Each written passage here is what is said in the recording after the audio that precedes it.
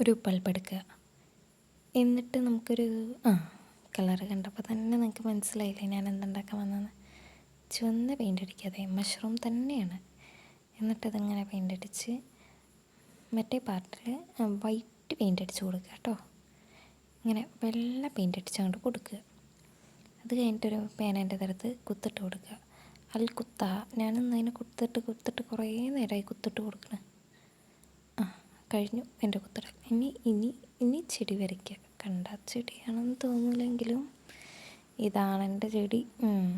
ഇനി കുറച്ച് പൂവ് ആദ്യം നമുക്ക് അത് റെഡിയായില്ല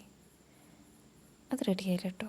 പിന്നെ അങ്ങോട്ട് മൊത്തത്തിൽ റെഡിയാവായിരുന്നു. ഇനി ഒരു കുപ്പി എടുക്കുക, കുപ്പിൻ്റെ മൂടി എടുക്കുക, അതങ്ങോട്ട് വെച്ച് കൊടുക്കുക.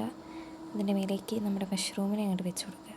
അപ്പോൾ ഇഷ്ടപ്പെട്ടാൽ ലൈക്ക്, കമൻറ്റ്, സബ്സ്ക്രൈബ്, സപ്പോർട്ട് ചെയ്യാൻ മറക്കല്ലേ.